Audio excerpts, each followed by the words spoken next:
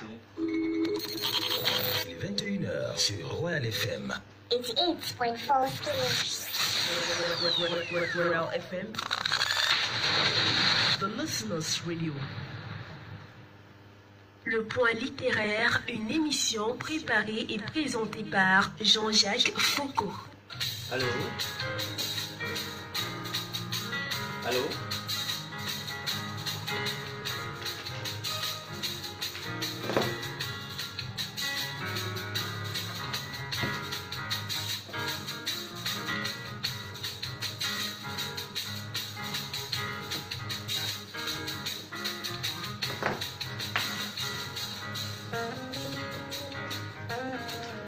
L'un des principes les plus chers à la démocratie, c'est bien la liberté d'expression. Il faut laisser s'exprimer toutes les opinions, des convergentes aux contradictoires. C'est même cela la République. On n'est pas obligé d'être d'accord et en accord. Il faut dialoguer, évaluer, examiner, disséquer avec froideur les failles afin d'appréhender une République sereine, assise sur des valeurs humaines, des valeurs de compétence et la rigueur pour accompagner la construction d'une République forte par des institutions solides, des textes qui abriteront sans difficulté des générations de Camerounais qui l'auront en héritage, comme la génération actuelle l'a eu des pères fondateurs. Pour cette édition, le Point littéraire accueille un phare de la société parce que intellectuel et philosophe de surcroît, il ne fait pas dans le politiquement correct. Son dernier texte qui aura toute notre attention ce soir soutient la thèse selon laquelle la fin du renouveau a sonné. Bonsoir et bienvenue au Point littéraire.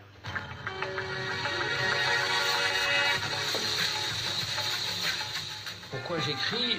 Pour que la vie soit plus diverse. Pourquoi j'écris? Parce que c'est ce que je sais faire. Et parce qu'avec l'âge, de toute façon, les possibilités se raréfient.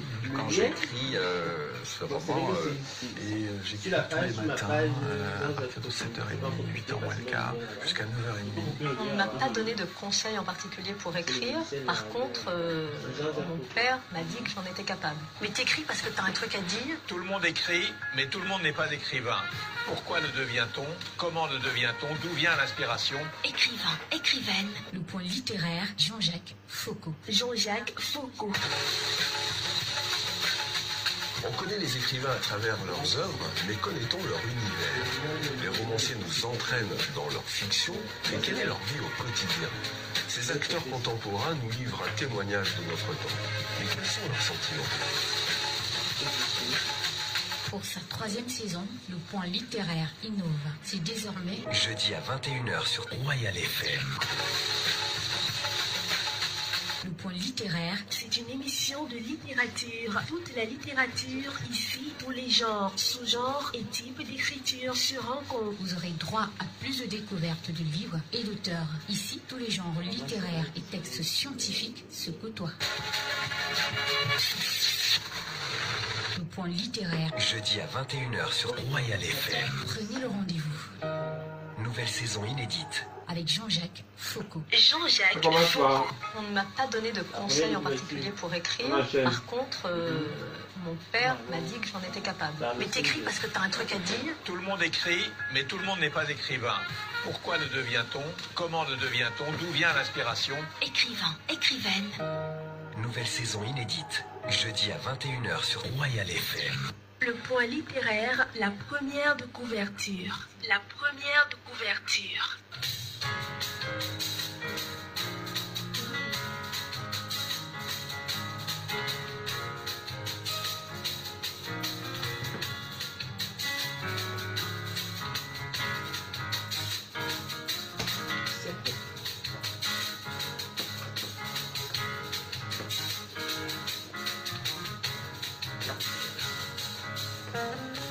L'auteur du soir a pour nom Fridolin Nké. Le titre de son ouvrage, Paul Biya, Chronique de la faim, réflexion sur le naufrage d'une autocratie. C'est un Camerounais originaire de la région du centre. Fridolin Nké, après son baccalauréat, s'inscrit en philosophie à l'université de Yaoundé 1. En 2005, bénéficiant d'une bourse de mobilité académique, il part pour l'université de Sherbrooke au Canada. Plus tard, en 2009, il est invité en Belgique par le groupe de recherche phénoménologie, justement, De là, il soutient sa thèse de doctorat en philosophie et en lettres en 2012 à l'Université de Liège avant de retourner au Cameroun où depuis 2015, il enseigne au département de philosophie de l'Université de Yaoundé 1. Le point littéraire, l'entretien.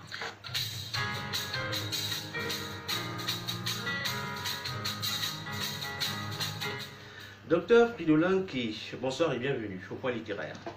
Bonsoir Jean-Jacques, bonsoir à tous les millions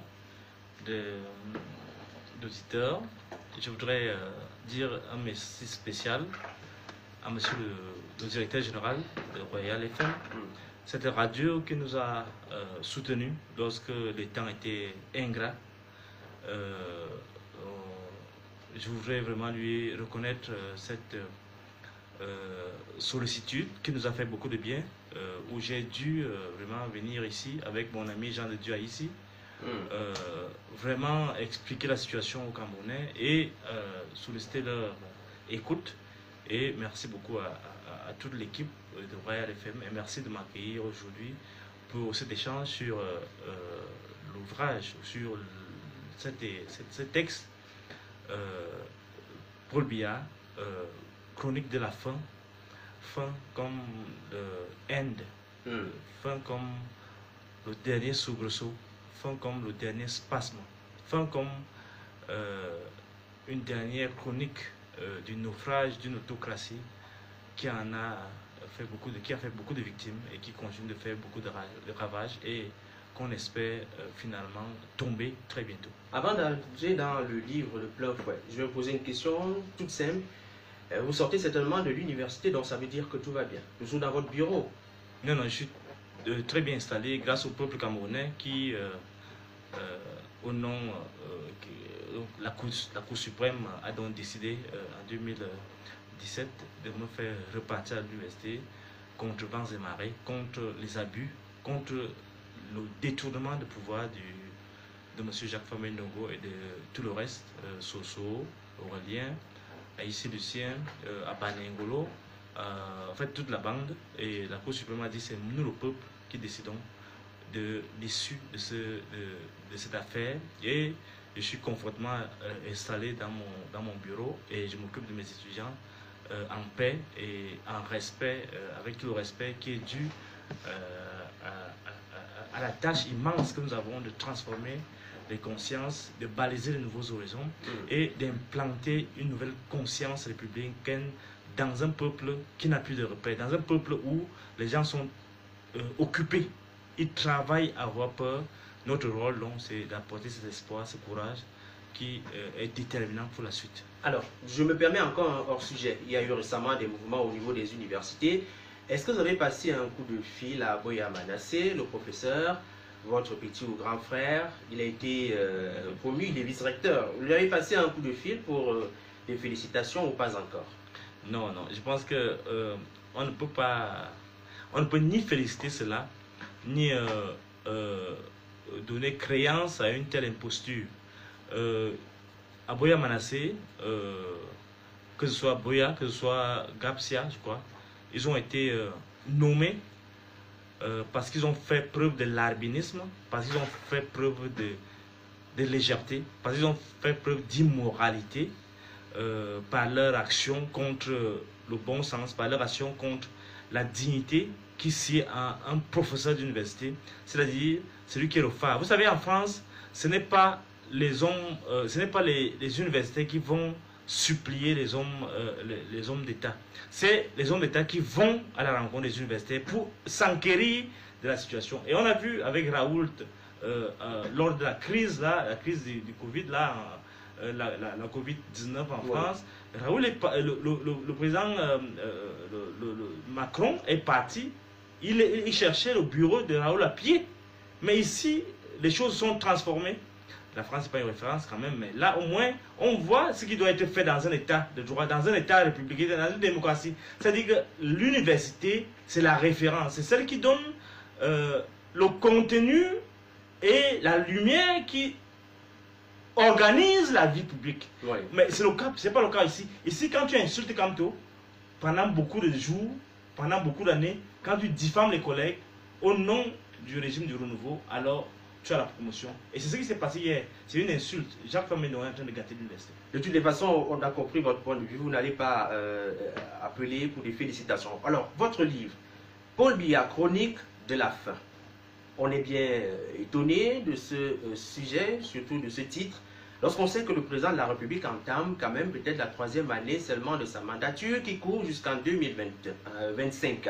Alors, le docteur Fridolin qui aurait du mal à regarder le calendrier, ou alors pourquoi la fin, puisqu'on n'est pas encore à la fin du mandat du président de la République? Jean-Jacques, merci beaucoup de soulever cette question.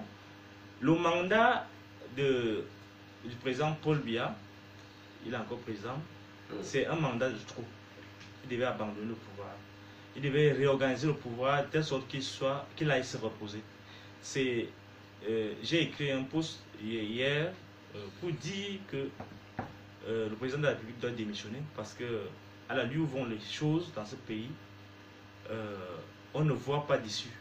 Et dans certaines situations comme celle-ci, dans un pays normal, l'eau maintenir là, c'est un péché. Parce qu'on aspire à autre chose. Il doit comprendre qu'on aspire à autre chose. 38 ans, s'il n'a pas transformé quelque chose de manière substantielle. Vous allez voir dans mon livre, on va en parler tout à l'heure, il y a une grosse partie qui porte sur la partie 2, parce que le livre a 2 parties. On va en parler tout à l'heure. Sur les acquis à deuxième partie. On doit, c'est le temps où on doit rentabiliser ce qu'il a pu, les petits acquis du renouveau. Donc c'était là l'occasion qu'il devait nous donner pour voir le pays différemment. Mais malheureusement, il a pris ce mandat. Je ne sais pas si c'est de son propre chef, mais nous sommes dans une situation où le pays est totalement divisé. Nous avons tout à foiré en fait. Parce que il y a non seulement la crise, vous savez que nous sommes déjà replongés dans l'ajustement structurel. Nous avons la crise partout, au nord, au sud-ouest, au nord, les bandes armées à l'est. Tout cela, on n'arrive pas à voir le bout du tunnel. Et dans ces conditions, lorsque l'État est fragile, comme c'est le cas, c'est le prétexte à toutes sortes de choses. On a beau vous rassurer, non, l'État est tout puissant. Je vois des idéologues réactionnaires comme Onangini qui passent le temps à raconter, non, l'État westphalien a fait ceci ou cela. Non, l'État c'est nous. Il y a toutes sortes de choses. Non, l'aspiration du peuple camerounais, qui est l'État? L'État, ce n'est pas l'instrument exécutif qui est composé des ministres, des présidents et toute l'armada. Non, l'État, c'est la conscience que nous faisons un et que nous allons défendre notre avenir, notre présent. Oui. Donc là, ce n'est pas le cas. Alors là, nous sommes totalement déboussolés. Il faut donc qu'on comprenne que non, le pouvoir, ou bien il doit se régénérer, ou il doit tomber, et on doit précipiter sa chute. Alors, vous parlez des moments terribles au Cameroun. On a l'impression que c'est un constat alarmiste. Le constat selon lequel le moment où le temps n'est pas bon, est-ce que ce n'est pas un peu oublié qu'au Cameroun, l'homme ordinaire peut vivre et manger aisément et sans problème? Jean-Jacques, vraiment, vous devez comprendre un truc, une chose essentielle. Les Camerounais doivent comprendre que l'heure est grave. Ce n'est pas parce que nous sommes assis ici à Yaoundé, à l'instant où je vous parle, on est en train de piéger nos soldats, à l'instant précis où je parle. Je reçois beaucoup de vidéos des gens qui s'identifient comme des Camerounais ambazoniens, qui disent des choses, qui font des choses contre nos jeunes soldats. Ce sont mes frères. Ce sont mes jeunes frères qu'on sacrifie comme ça pour une guerre bête. Je demande maintenant là, à l'instant, au président de la République, qu'ils comprennent qu'il sera responsable de ce qui arrive là. On ne peut pas comprendre que ces gens ont choisi de nous retrouver. On a signé des accords avec la France en 1960. Ça ne les engageait pas. Ils ont quand même accepté d'être avec nous. En 1961, il y a eu tout ce qu'il y a eu. En 1972, on a fait tout le faux qu'on a organisé au président Aïdjo. Là, ce n'est pas du ressort du président actuel. Le président Aïdjo a organisé tout un faux référendum basé sur le mensonge, sur l'escroquerie sentimentale. Et on est arrivé à ce résultat. Est-ce que vous êtes pour le référendum? Oui ou yes? Quel est ce référendum qu'on organise? Et c'est sur cette base-là, on croyait que l'histoire ne va pas nous rattraper. Nous sommes en plein dedans. Il faut qu'on regarde clairement ce qui se passe. On est en train de piéger nos soldats actuellement. tous les jours, et ça me fait mal. Et des gens sont en train de s'enrichir. Et on me dit que mon devoir, c'est avoir peur. Il faut qu'ils comprennent que non, mon devoir, le peuple camerounais me paye les penseurs pour clarifier la situation, pour affûter leur regard. Parce qu'on ne voit plus clair, il faut qu'on nous leur dise que non, on voit ce qui se passe. Ce qui se passe, c'est que les gens organisent des bandes d'armées pour organiser le désordre, parce que c'est par rapport à ça qu'ils vont se pérenniser au pouvoir.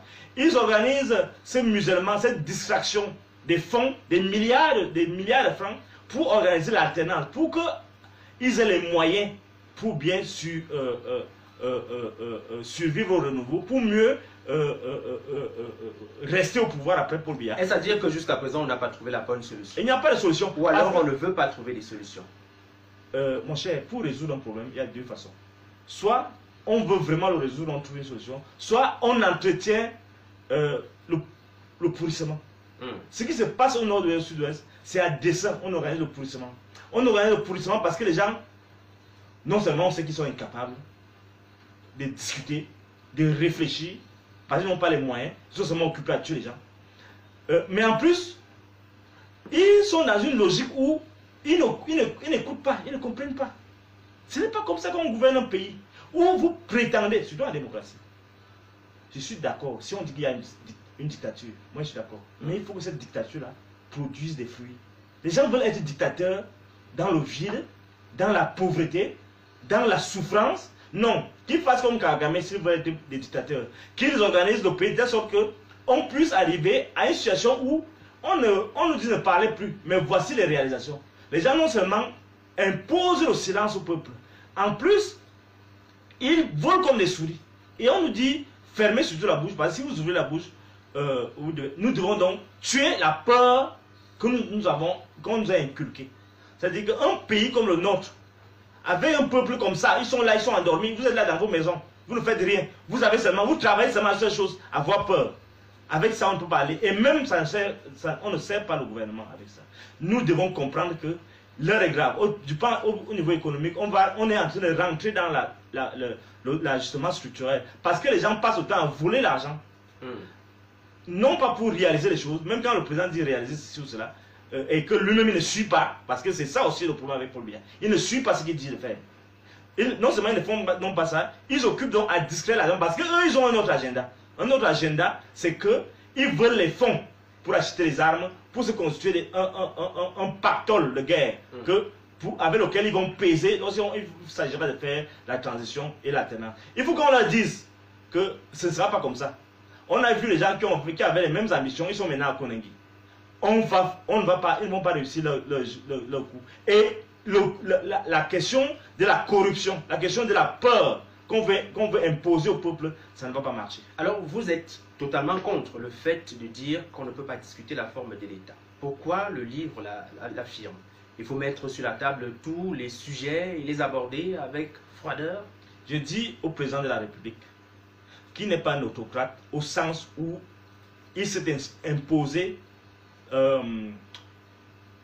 et qu'il impose sa volonté. S'il accepte qu'il est le président de la République, au sens démocratique du terme, ça veut dire que, et c'est le b.a.-ba de la politique, on ne gouverne pas les gens suivant nos propres fantasmes. On gouverne les gens suivant leur aspiration. Ce peuple-là a une histoire. On va me dire que non, avant il n'y avait pas deux Cameroun, il y avait un seul Cameroun allemand. Non. On a eu des évolutions dans notre histoire qui ont fait qu'on ne peut pas se retrouver à affirmer, comme les gens veulent le discret là, que non, si on doit reparler du fédéralisme, on doit rentrer dans une autre dynamique en parlant du fédéralisme à 10 États. Non. Il faut qu'on comprenne que le peuple ne se gouverne pas à travers la volonté d'un homme. Si on parle de ça, ça veut dire qu'on est dans une autocratie, dans une autre... Est-ce que le chef de l'État est le seul responsable de la situation actuelle? Oui, il est le responsable. J'ai dit que Paul Biya est responsable actuellement de cette guerre. Parce qu'il ne peut pas arriver à être élu pour aller déclarer la guerre à une partie de nos frères et sœurs. On doit arrêter cette guerre-là. Il faut qu'ils comprennent que le peuple ne veut pas de cette guerre-là. Et quelle que soit leur petite menace, ça ne va pas passer. Ils doivent arrêter cette guerre-là maintenant là. Mais le président de la République a quand même mené un certain nombre d'actions. Il y a eu le dialogue national. Non, je veux que vous compreniez qu'on ne veut pas de la guerre dans ce pays. Et c'est eux qui veulent entretenir la guerre à dessein pour se faire de l'argent, les surfacturations sur les armes, et ça doit s'arrêter maintenant. Il y a beaucoup de rigueur au niveau aujourd'hui de la gestion de l'État. Vous avez bien remarqué que depuis quelques jours, on parle d'un rapport de la Chambre des comptes qui exige, pour me répéter, des comptes à ces ministres qui auraient géré des fonds. Et puis, attend-on dire, ça vient de la très haute hiérarchie. Est-ce que le président de la République n'a pas une volonté d'assainir parmi ses collaborateurs qui ne seraient pas, du moins, dans ses objectifs visés, notamment le développement du pays? Je parle de ça un peu dans mon livre, mais je voulais vous dire deux, trois choses. Ça, c'est un non-événement pour moi. Ils sont déjà habitués à voler. Donc, vous entendez les milliards, ça vous fait peur. Eux, c'est leur match de tous les jours. Donc, on vous va dire, le président, il sait que c'est les voleurs. Il les met toujours au pouvoir. Donc, il doit répondre. Il est responsable de ça. Donc, le vol que vous voyez là, il doit répondre de ça. C'est lui le président. On ne connaît pas les attaquants, on ne connaît pas les familles de monde. Toute la bande de gens là, on ne le connaît pas. On a élu un type qu'on appelle Paul Biya. Il faut qu'il comprenne qu'on ne s'amuse pas. Ce n'est pas une faveur qu'on lui donne, on lui demande. Il doit rendre compte de notre argent. Et peut-être que ce n'est pas un miracle qu'on va trouver une solution aujourd'hui. Mais il faut qu'il comprenne que nous sommes assez éveillés et que même si le peuple ne parle pas, nous sommes assez lucides et on sait ce qui se passe. Bon, vous parlez de la Chambre des comptes. Oui, on va me dire que non, il fait quand même des efforts. Non, on n'est pas là pour ruser. Il faut taper du poing sur la table. Si le président de la République ne peut pas taper du poing sur la table parce qu'il est peut-être compromis avec eux dans leurs choses, dans leur magouille générale, parce qu'on ne peut pas comprendre que 21 000... Et ce n'est pas la première fois. On a eu les indemnisations. Kribi, Laleke, partout. Les gens ont volé. C'est les mêmes gens qui sont là, préfets, qui sont sous-préfets. Ils veulent narguer les gens. Et le président veut dire que lui ne comprend pas ça. On a vu la canne. Des milliers de milliards. Mais il dit qu'il ne voit pas. C'est parce que le FMI a parlé, il doit démissionner. S'il ne peut pas démissionner, il faut qu'il comprenne que ça va se tomber. S'il ne peut pas taper du bon... Et on sait qui est voleur ici, qui n'est pas voleur. Comment les gens volent comme ça? Comment ils ont un tel goût? Pourquoi ils ne peuvent pas se rassasier? Je suis dépassé. Comment les gens peuvent voler 1 milliard? C'est-à-dire que moi, quelqu'un m'avait dit qu'on va donner 50 millions. Moi, ça m'a fait peur. Comment je vais gérer 50 millions là maintenant?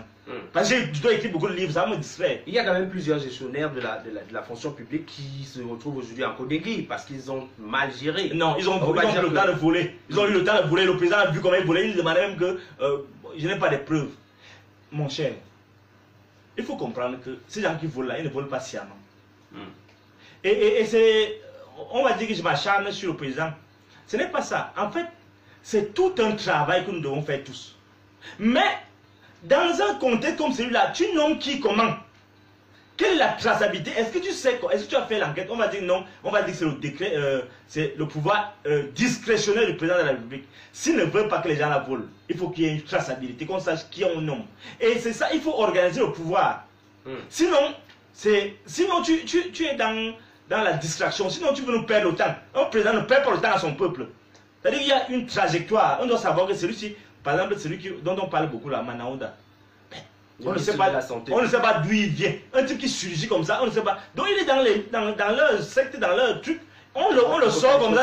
On le sort. Non, ça veut dire qu'on l'a dit nommé, on ne sait pas. En fait, ce n'est pas même pas la faute de Manaouda. Manaouda, je ne sais pas comment il s'appelle. Bon, bref, c'est pas important. C'est un voleur. On a dit que c'est un voleur. C'est un voleur. On dit que c'est un voleur. On dit que c'est un voleur, c'est pas moi, c'est la Cour des comptes.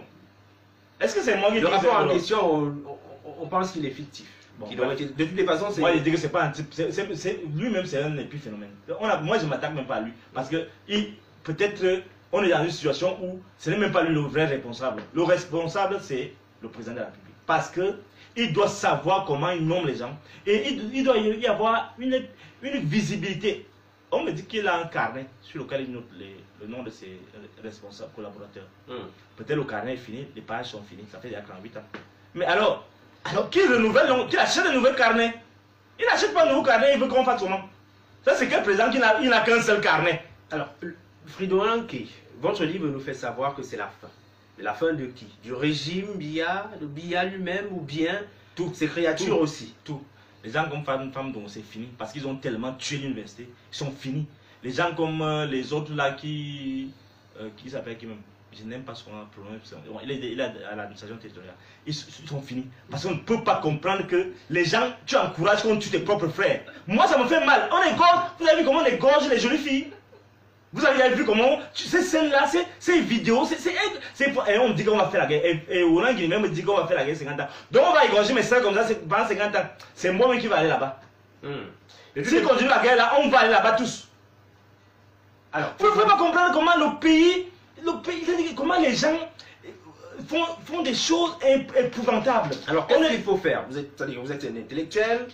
Vous êtes un penseur, vous regardez la situation actuelle, il faut faire quoi? Par exemple, pour que les armes soient définitivement déposées dans les régions du nord-ouest et du sud-ouest. On sait, eux-mêmes savent ce qu'ils doivent faire. On a un problème sérieux et je sais leur problème. Leur problème, c'est qu'ils ne veulent pas lâcher. Ce qui se passe au nord-ouest et au sud-ouest, là, vous savez ce que ça veut dire? Les gars sont en train de... Les gars ne veulent pas partager les richesses avec quelqu'un. Et le problème n'est pas seulement au niveau du Cameroun. Le problème aussi au niveau international. On a un gros problème. Les accords que nous avons signés avec la France. Et c'est ça qu'on doit mettre sur la table.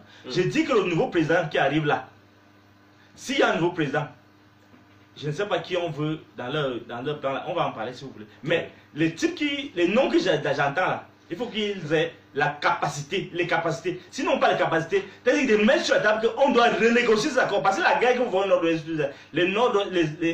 nos frères de la région du sud-ouest et du nord-ouest, des régions du nord et du sud-ouest, disent simplement ceci. Et je ne suis pas d'accord pour que les gens se séparent. Moi, quand ils me contactent par WhatsApp, je leur dis que moi, oubliez qu'on va se séparer, on est là à vie. Mais le problème de fond, c'est que vous ne pouvez pas aller quelque part avec la malgouvernance francophone que vous voulez faire là, et vous imposez ça aux gens.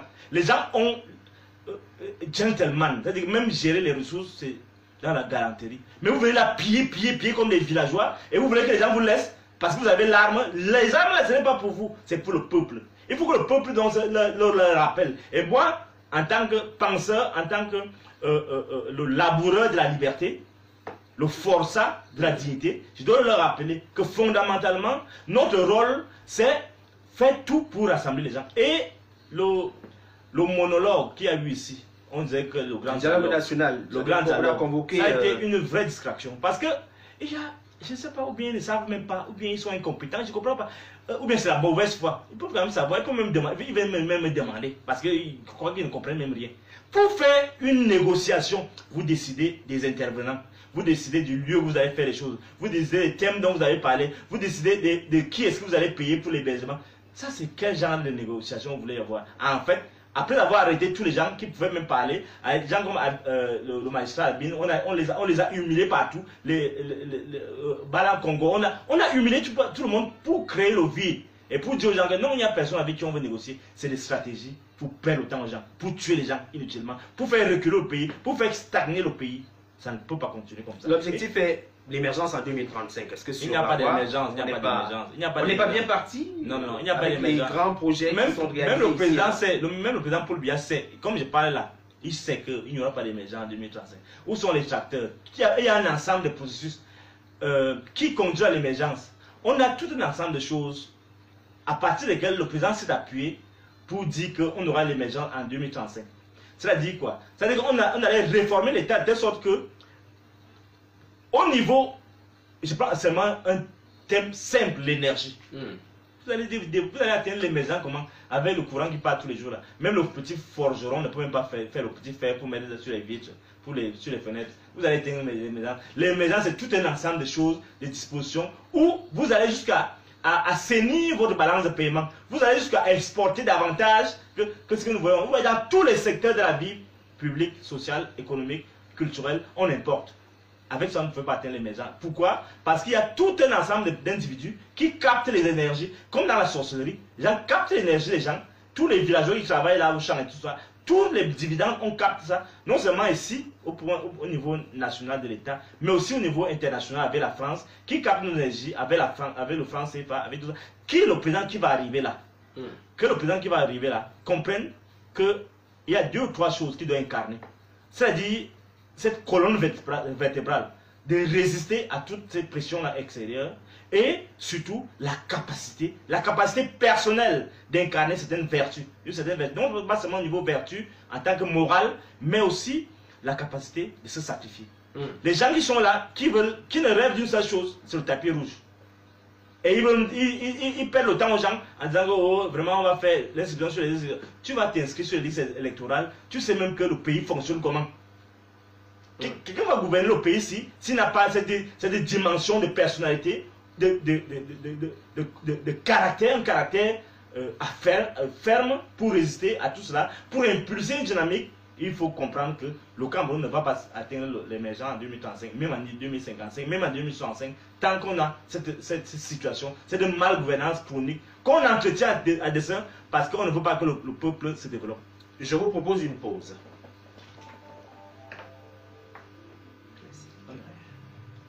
Classique littéraire. Le point littéraire, les classiques littéraires. Classique Donne-moi le... littéraire. Elle a mis ce chapeau.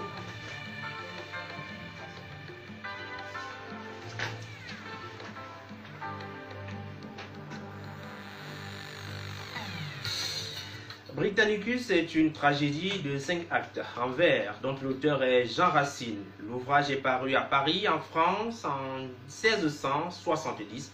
Entre les lignes de ce classique, Annie Lisette Ambassa nous conduit. Bonsoir. Jean-Jacques Foucault, bonsoir et bonsoir à vos nombreux auditeurs.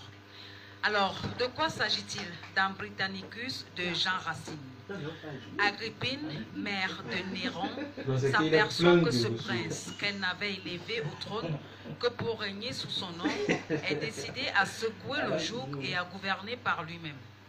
Cette mère ambitieuse et affamée de pouvoir a résolu de marier Junie à Britannicus, fils de l'empereur Claude, son premier mari et frère adoptif de Néron, dans le but de se concilier l'affection de ce jeune prince et de s'en venir aux besoins contre Néron. Narcisse, gouverneur de Britannicus et en même temps confident et favori de Néron, précipite son jeune élève à sa porte, tandis qu'il l'engage d'une part à unir ses intérêts à ceux d'Agrippine, il le trahit d'une autre en dénonçant à Néron les projets ambitieux de la reine-mère. L'empereur déjoue ses projets en faisant enlever violemment Junie. Mais à peine l'a-t-il aperçu à la clarté des flambeaux qu'il en devient épris à son tour. Il monte Britannicus dans son palais et lui ordonne de renoncer à son amour. Sur le refus du jeune prince, il le fait arrêter et dès ce moment projette sa mort. Agrippine elle-même est retenue captive dans le palais. Cependant, elle parvient à obtenir une entrevue avec son fils. Dans un entretien remarquable, elle lui rappelle tous les bienfaits qu'elle lui prodiguait et l'accuse d'ingratitude. Néron cherche à se justifier en reprochant à sa mère le complot qu'elle trame avec Britannicus. Agrippine parvient néanmoins à désarmer la colère de l'empereur et lui fait même promettre de se réconcilier avec son frère. Mais à peine a-t-elle disparu que Néron, donnant un libre cours à ses ressentiments, déclare à Pyrrhus, son gouverneur, qu'il est résolu, sous l'apparence de la réconciliation, à assassiner Britannicus. Cette pièce, une de celles que Racine a le plus travaillé, tous les caractères y sont tracés avec une étonnante perfection. Agrippine est fière, ambitieuse, avide de pouvoir, sacrifiant sa vie, celle de son fils, la vertu, tout enfin au désir de régner. Si elle paraît s'intéresser à l'amour de Britannicus et de Junie, c'est pour se ménager un appui dans la disgrâce dont elle est menacée. Le caractère de Néron est tracé de main de maître. C'est Néron, à son début dans le crime, encore hésitant entre le bien et le mal, entre Pyrrhus et Narcisse. Narcisse est le digne confident d'un tel monstre.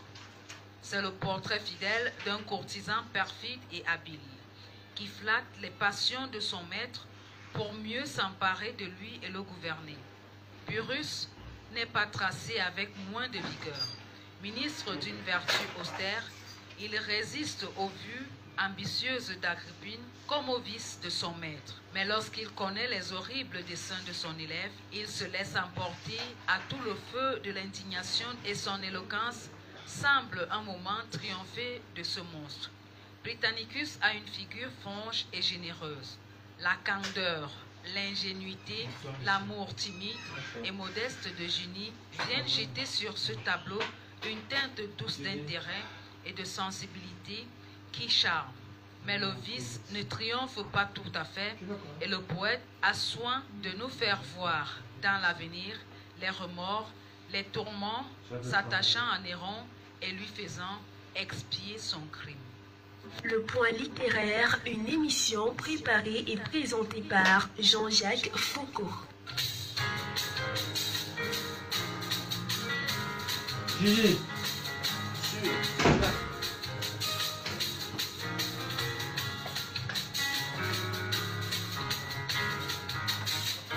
Merci à Anne-Elisabeth Abassa pour ce classique littéraire. Retour avec notre invité Fridolin Quay, le docteur Fridolin Quay, qui nous présente son livre Paul Biya, Chronique de la faim, réflexion sur le naufrage d'une autocratie.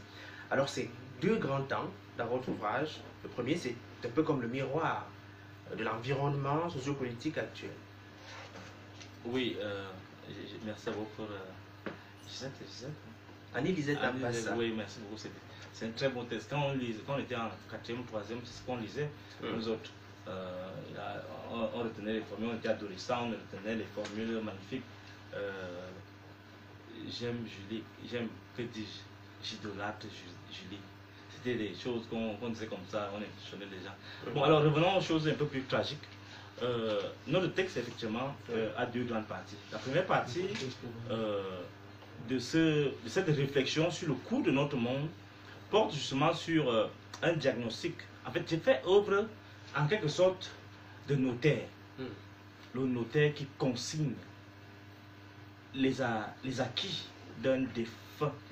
Parce que pour moi, Paul Biya, le renouveau, c'est fini depuis longtemps. Quelque part dans l'ouvrage, vous dites même que ça n'a jamais existé. Du moins que c'est pas né, c'est mort-né. Ah ouais, ça n'a jamais, avec vous voyez, les idéaux de rigueur et de moralisation, ça n'a été qu'un discours. Et vous vous souvenez, 2 ans après l'accession au pouvoir du président de la République, lorsqu'on fait un coup d'État, lorsque le coup d'État arrive 2 ans après, les gens qui sont au coup d'État, ces colonels-là, ces militaires-là, ces pushistes, disaient que ils ont fait le coup d'État parce que ces gars qui sont au pouvoir, les gars de Paul Biya, sont occupés à voler vite pour voler et tuer le pays. C'est comme s'ils avaient raison. Bon, bref. Bon, je ne vais pas parler comme ça. Mais ces gars volent. Donc ils avaient vu avant. En fait, la première partie de mon texte, si on revient au texte, c'est le bilan du renouveau. Comme un notaire, donc, je consigne donc ce que nous avons eu depuis 40 ans. Et je me rends compte qu'on a reçu 3 grandes choses. Première chose, chapitre 1, on a reçu la répression de l'État, la torture et les assassinats. Ça, c'est notre bilan. Deuxième chose, chapitre 2, c'est la corruption, la mystification des masses et le tribalisme d'État. Troisième chose que nous avons reçu, que le notaire que je suis, le notaire de la pensée, le notaire de l'expérience vécue, la troisième chose que nous avons donc reçu du régime de renouveau, c'est le banditisme politique et le dévoiement de la fonction présidentielle. Donc voilà le constat du notaire. Et le constat du notaire, dans cette dynamique-là, m'a amené à faire une sorte de psychanalyse de l'esprit du pouvoir qui nous gouverne. Et je me rends compte que c'est un pouvoir foncièrement faux, foncièrement mesquin, foncièrement orienté vers les plaisirs du ventre, dans l'immédiateté. Un pouvoir foncièrement éterniste, si je peux le permettre ainsi. C'est-à-dire qu'il n'a aucune autre préoccupation majeure que de s'éterniser au pouvoir, que de s'éterniser comme pouvoir. Donc, voilà les éléments fondamentaux. On voit bien que il y a une sorte de machiavélisme qui ne dit pas son nom. Lorsque on laisse les gens voler, piller, s'enrichir, les gens font des îlots de bonheur dans une masse paupérisée. On me dit qu'en Colandom, c'est tout un, je sais pas, c'est le village de qui, je sais pas, mais on me dit que c'est tout un paradis. Je ne sais pas, il faut qu'on cherche qui est là-bas à Kolando. Mais on m'a dit, j'ai reçu des rapports. Et c'est comme ça dans tous les villages. Non seulement ils ne veulent pas être, ils ne se contentent de rien. Ils ne se contentent pas d'être ministre. Ils ne se contentent pas d'être DG. Ils veulent encore être chefs de village. Donc, la cupidité, même les petits honneurs du villageois, ils veulent encore ça. Et ils vont encore voler ça. Donc, voilà l'esprit du renouveau. Et ça ne se répand comme ça. Et c'est comme ça qu'ils transportent leur marchand. C'est comme ça qu'ils transportent leur vanité. C'est comme ça qu'ils transportent leur vacuité. C'est comme ça qu'ils transportent leur vide. Beaucoup sont des spécialistes du style. C'est-à-dire les spécialistes de vide. Et ils en marquent. C'est tout un remue-ménage. Donc il n'y a pas grand-chose à retenir du renouveau. Il n'y a pas grand-chose. Il n'y a pas grand-chose parce qu'en dehors de ça, de cette vacuité de l'être, de cette insoutenable légèreté de l'être, il y a cela, c'est-à-dire ce croisement dangereux entre la corruption et la torture et les meurtres. Regardez Monseigneur Bala. Et ça, on a inculqué ça dans la conscience nationale. Au point où on dit, quand tu veux parler, on dit fais attention, hein, tu vas mourir comme Atebayene, tu vas mourir comme le Monseigneur Bala. Comme si l'État était là, pas pour protéger les populations, mais pour les mettre à mort, pour travailler à les piéger, pour les finir vite. Non, il faut qu'ils comprennent que c'est fini. Le règne de la peur, des menaces, c'est fini. On n'est plus dans ce règne-là. Donc, le renouveau est fini avec ça. Il est maintenant question que nous prenons nos responsabilités. Et ça, c'est la deuxième partie du livre. On va en parler. Il faut qu'on analyse clairement ce qui nous est arrivé. Et à partir de là, qu'on puisse avoir les possibilités. Regardez la guerre au nord et au sud. C'est entretenu, c'est le bal des maudits. C'est entretenu à dessein pour combler ce vide que le pouvoir laisse. Maintenant, c'est l'industrie des cadavres. L'industrie des cadavres qu'on entretient pour le prestige des comptes en banque. Regardez ce qu'il y a vu, celui qui est allé en prison là.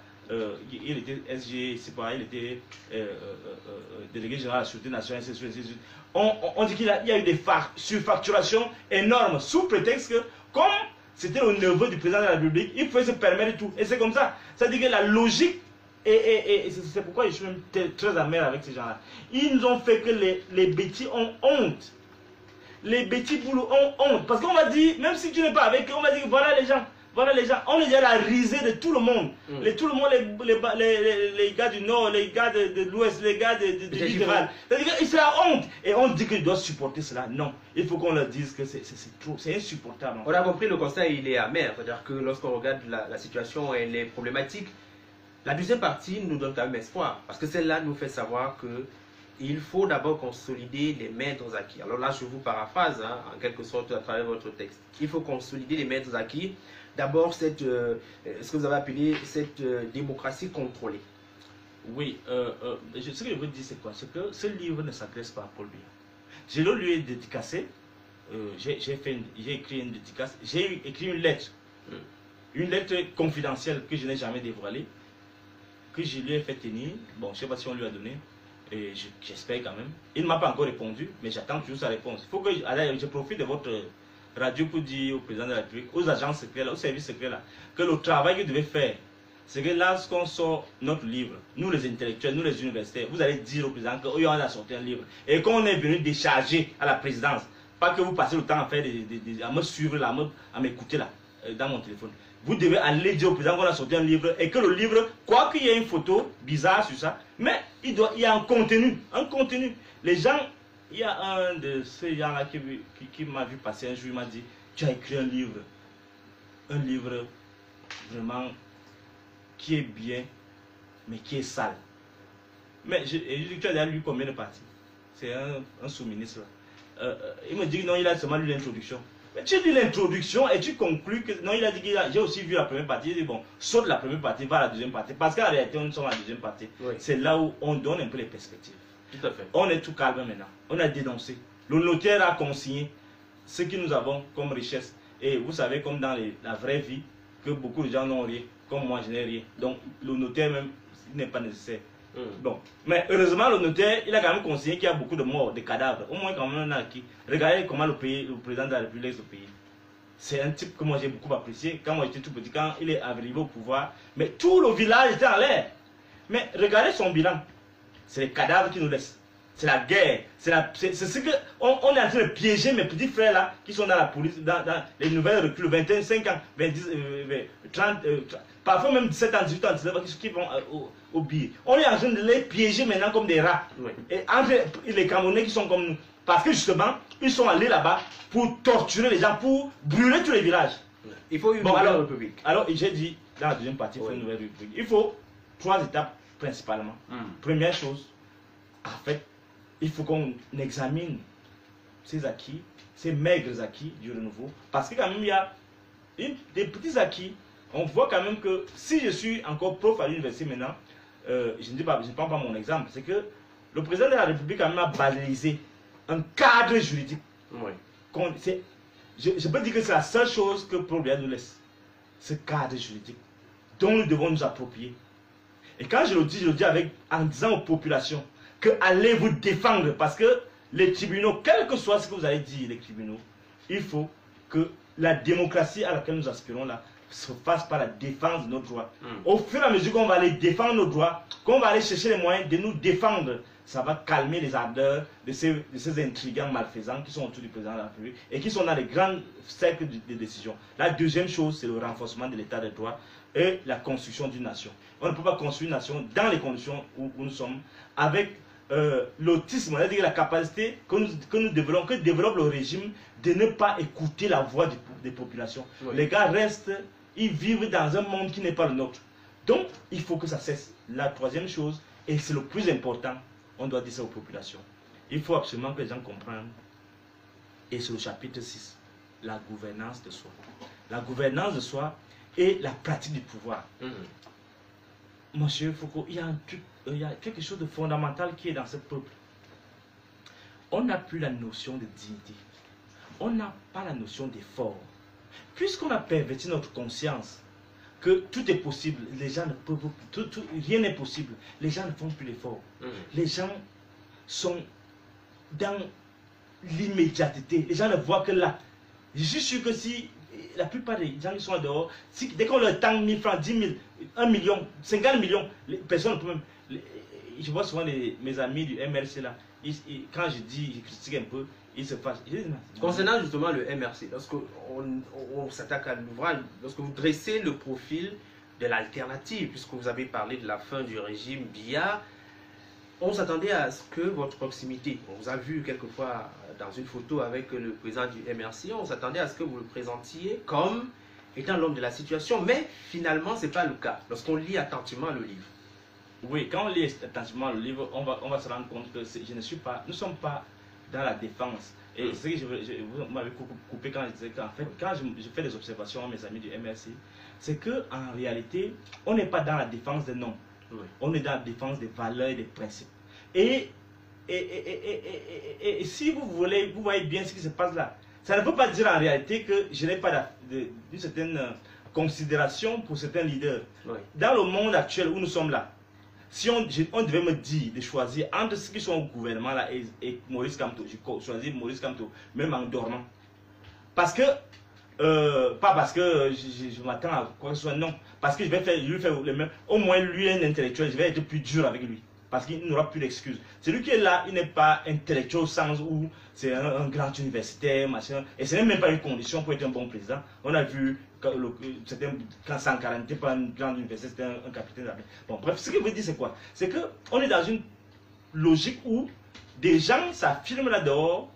Bon, j'espère quand même qu'ils sont en train de faire diversion, hein, pour qu'on ne voit pas, on ne lise pas bien leurs intentions. Il y a des franquistes là, qui se pavanent là dehors, et les services secrets. Oui, les services. Hein? C'est peut-être l'alternative. Les services secrets, je vais vous répondre. Les services secrets ne disent rien. Les gouverneurs, les préfets, très prompts à réagir lorsque, quand on passe avec ces militants, à les arrêter, à les embastiller. Je vois que personne ne réagit. En réalité, ça veut dire que les gens sont en train de tenter le peuple. Est-ce que Franck ne ferait pas l'affaire? Je leur réponds aujourd'hui et ce soir que ça, ce n'est pas une monarchie. D'abord, s'ils font ça, s'ils disent que c'est Franck Biya, il faut qu'ils comprennent bien que ça ne va pas marcher. Pourquoi? Parce que on ne résout pas les problèmes avec les gens qui les ont créés. Depuis 38 ans, les problèmes qui se posent sont organisés par celui qu'on a élu. Celui qui dit qu'on l'a élu pendant toute cette période-là, c'est Paul Biya. Et si on doit dire que c'est Franck Biya qui doit venir au pouvoir, pour moi, c'est même pas imaginable. Il ne faut même pas qu'il pense à ça. Parce qu'il peut également déposer sa candidature. C'est un Camerounais comme tout le reste. Donc, mais vous savez, le Cameroun qui vient là, c'est pour résoudre les problèmes. Et si les gens veulent toujours perpétuer la guerre, c'est là où alors le pays va s'éclater en trois. Le nord est déjà parti, le nord va partir. Et le reste, on va se débrouiller. Messieurs, si Paul Biya veut même encore un peu de bien à ce peuple, qui ne songe même pas à ça. D'ailleurs, lui-même, il a dit clairement que le peuple camerounais est assez mature et le moment venu, vont trouver. Mais il est urgent. Puisqu'on a l'impression qu'il n'y a plus de capitaine à bord, il est urgent que la transition et l'alternance se fassent maintenant. Parce que ça va permettre de résoudre beaucoup de problèmes. Vous me posez la question par rapport au MRC, où on s'attendrait à ce que je dise que oui, s'il fallait choisir, on doit choisir quelque chose d'autre. En fait, vous savez, mon intime conviction, c'est que les petits boulots ont fait trop honte déjà. Est-ce que le débat devrait encore être à ce niveau-là? Oui. Pour le moment, là, vous n'êtes pas en France, vous n'êtes pas où le peuple est déjà organisé suivant les principes démocratiques. Ici, on doit tenir compte de ces constances, de ces freins, parce qu'en réalité, c'est un frein. Mais on sait, vous n'allez pas expliquer à un nordiste que Franck Biya veut encore pouvoir aller revenir avec, vous nous dites que 48 ans encore, cette souffrance que nous vivons là. Vous n'allez pas aller dire à un Bamileke que on va encore Franck Biya. C'est-à-dire qu'on vive encore la même corruption, les mêmes choses. Vous n'allez pas dire à un anglophone que c'est Biya qui est toujours Biya. Non. On doit changer ça. Il faut que ça change maintenant. Il faut vraiment que... j'aime bien le bonhomme, hein. Il est fort sympathique, il est réservé.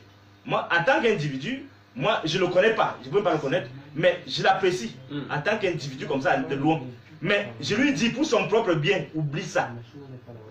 Contente-toi de son business, mais oublie l'affaire de présent là, c'est fini.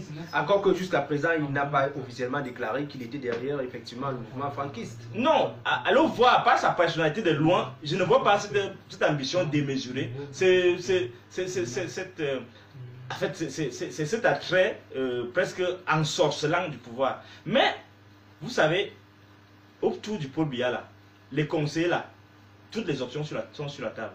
Et comme nous sommes dans une logique où on ne décide pas seulement seul, il y a tous les partenaires économiques, il y a la France, il faut tenir compte de tout cela. Mais j'espère qu'ils auront la lucidité élémentaire, c'est le bon sens élémentaire de dire à Franck Biya que vraiment, comme tu n'y penses même pas, ne pense même jamais. Il nous reste 3 minutes. Alors, Fridolin, où est-ce qu'on peut avoir l'ouvrage? Bon, dans notre ville. Non, je voulais d'abord dire qu'on n'a pas donné tout ce que... Non, on n'a pas évoqué, même, je pense même pas le tiers. Je voulais d'abord, avant de dire où on trouve l'ouvrage, vous lire quand même juste un petit mot. C'est nécessaire. Oui, juste un petit mot. Je voulais dire, lorsqu'on lit, on lit mon livre, on sort de là avec quelque chose d'autre que l'impression qu'on a d'abord au départ. Et je voulais terminer par ces petits éléments. L'écrasante majorité des Camerounais, c'est un extrait que je lis là, l'écrasante majorité des Camerounais est à présent dans une situation terrifiante. Puisqu'on leur impose de choisir entre la forfaiture et la sottise, ils choisissent d'observer la scène infâme en attendant. La question que nous formulons au sortir de ces régimes politiques asphyxiants et enlaidissants est celle-ci.